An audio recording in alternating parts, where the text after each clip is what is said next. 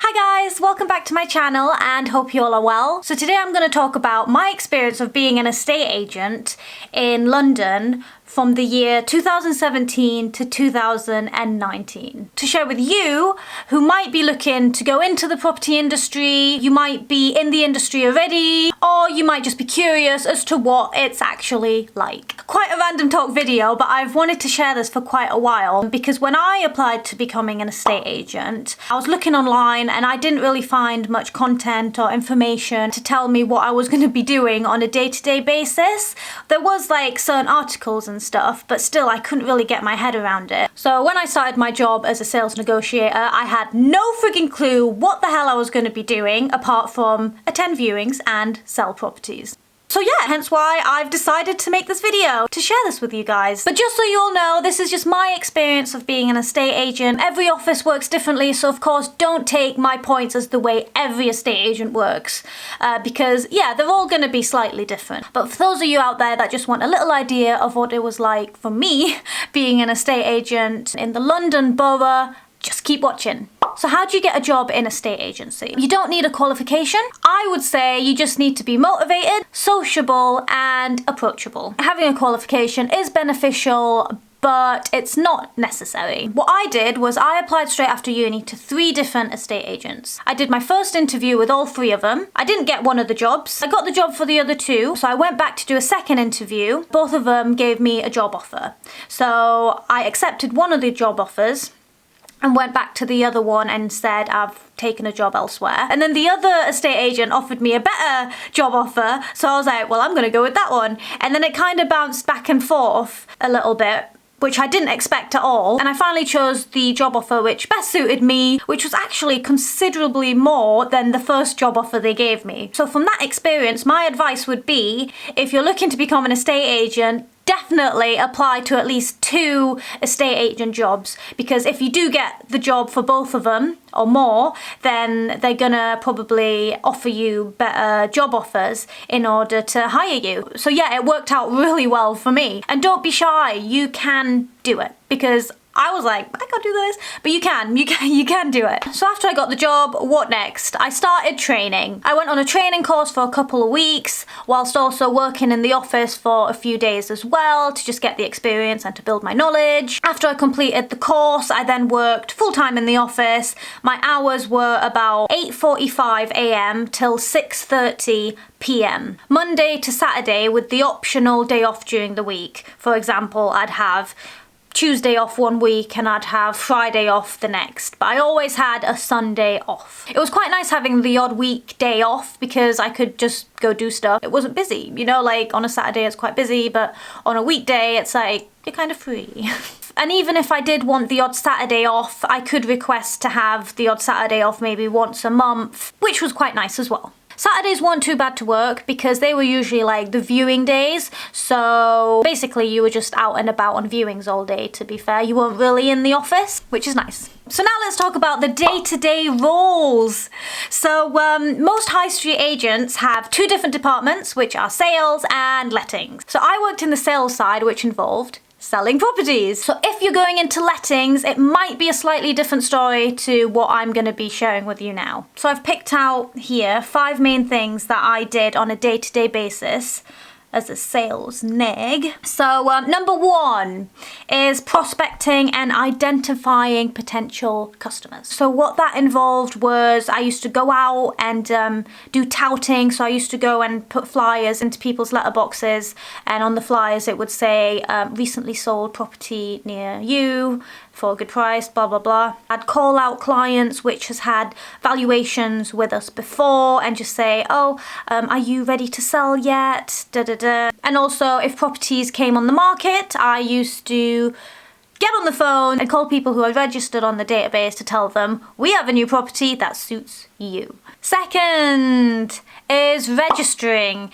This bit involves a lot of listening. So when the phones ring, you answer the phone, you register people, you listen to what they've got to say, and save it on the system so you've got a record of what they're looking for, when they want to move, etc. So yeah, we're always on the phone, so registering and listening to clients was a big day-to-day thing. Number 3 is selling. So I'd go out on viewings, I'd get back in touch, or they'd come and get in touch with me and tell them if they're interested and if they wanted to make an offer on the property, which then leads to 4, negotiating. So after we get our feedback from the viewings we've done, we then log any offers which have been put forward. We then negotiate between the buyers and sellers, aka purchasers and vendors. You hear this all the time in a estate agency. And then 5 is sales progressing. Once an offer is agreed between both parties, the property then goes under offer subject to contract. So this is when solicitors raise inquiries, which is kind of like a question answer session between the buyer and the sellers. So my job as an estate agent was to chase solicitors for updates so I could report back to my clients with how the sale or purchase of their property is going. And it was really nice reporting back when it was good news, but when it was bad news, it was kind of like,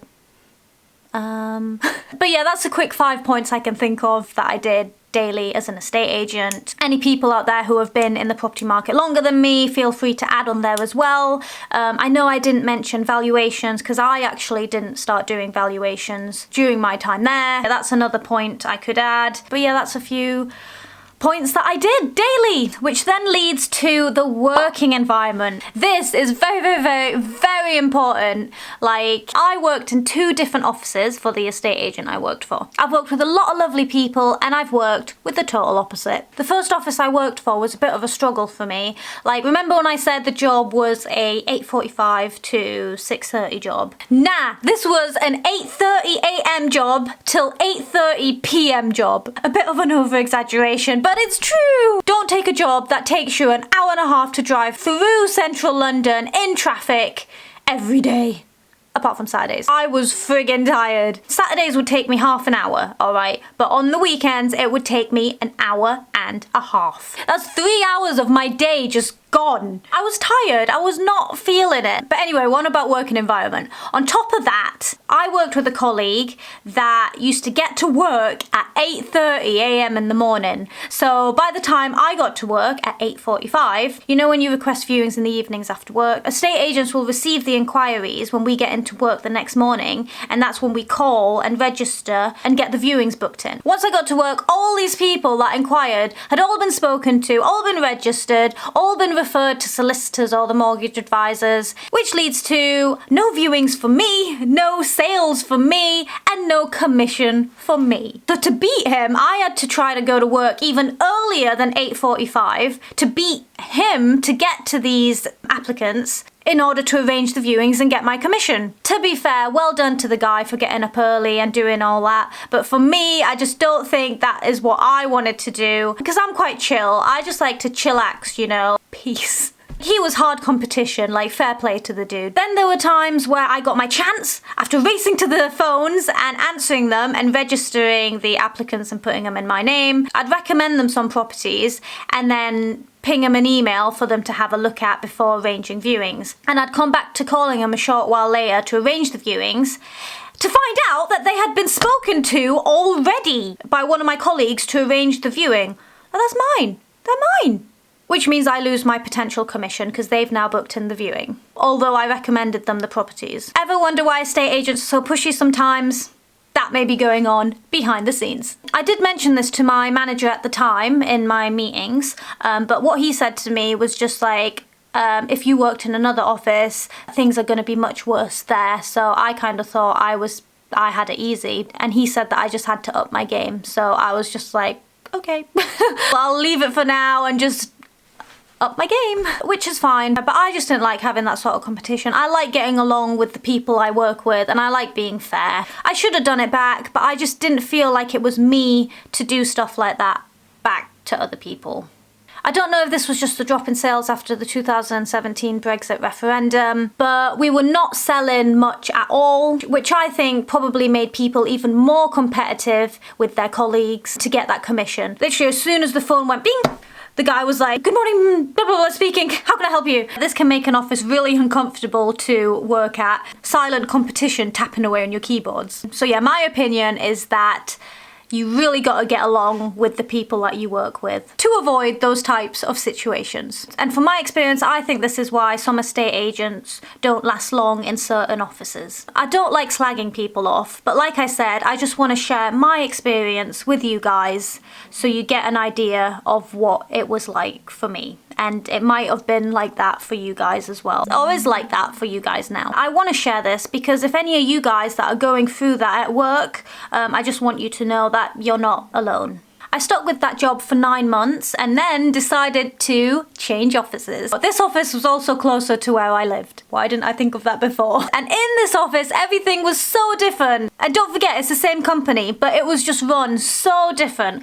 My manager there didn't let stealing sales be a thing. He was fair to us all, and we all got along with each other. What I really liked about working with that manager is that when he used to go value properties, he would give his honest opinion on the valuations, which made me more confident when it was my turn to selling the properties, because I knew he was giving them a fair price and not overvaluing like what other estate agents do. And I think that helped me get more sales. And this proves to me that not all estate agents are that stereotypical type of estate agent that tries to rip people off that they have that name for. So yeah, that made a big impact on me. And I actually started selling a lot more properties and I did so much better, and I actually won top negotiator in the borough that I worked in, which I never ever imagined that I would get. Considering when I started in the other office, I found it so difficult. I was actually in tears at some point. I just wasn't hitting my targets. I was literally earning 0 commission, also because of all the fall throughs from some of the properties that I was selling as well. It's just very up and down. And when you do well in a estate agency, you feel that like umph. Which then leads me to the perks of the job. So when you become an estate agent, you get either a company car or you get a car allowance. Don't forget that you will get taxed on this car. I chose to get my own car. The newer the car, the more car allowance you'll get. So what did I do? I bought a brand new car.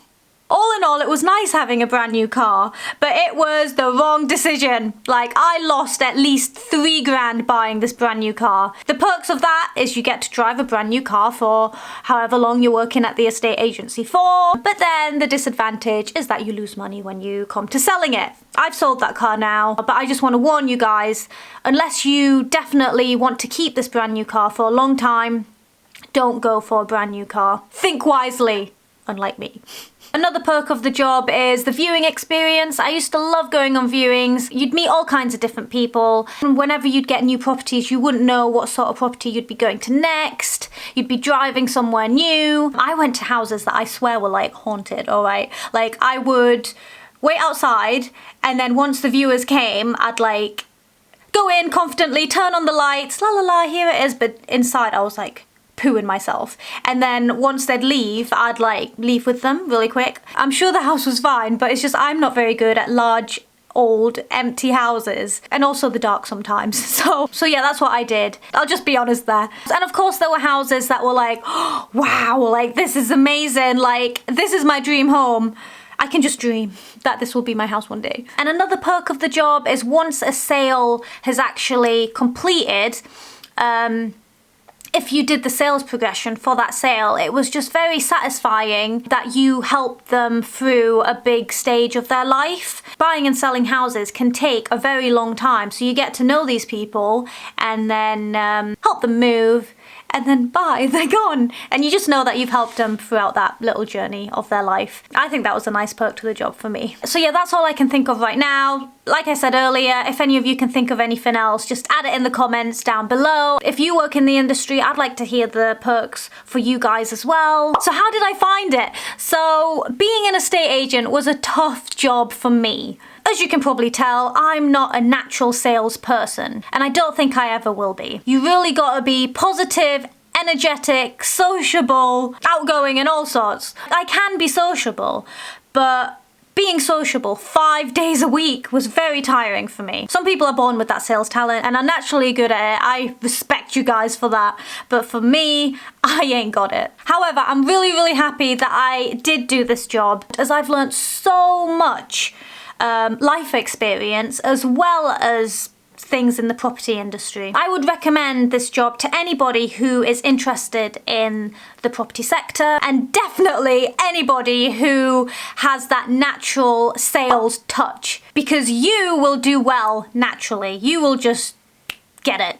And if you do well, the more commission you'll get. And also, if you're money driven, that is the job for you. From my experience, being an estate agent also helped me buy my first property up north, which I've rented out now on a buy-to-let mortgage. And if it wasn't for being an estate agent, I would have gone into this blind. So I'm really pleased that I chose this path to come to where I am now. I worked as an estate agent for 2 years, so it's done me well. There's so much more I could talk about estate agency, so I've tried to break this down as short as I could. But anyway, I hope this video helps you guys. And if you're just starting out in the industry, don't feel bad if you're not doing well straight away. It just takes time. And if you're in the industry and you're going through a tough time, like the points that I mentioned earlier, I hope my points make you feel better and that you're not alone going through it all. And if you're just here because you're curious about being an estate agent, I hope this has helped you as well. But yeah, thank you for watching my video. I hope you like it. And don't forget to give me a thumbs up if you like it.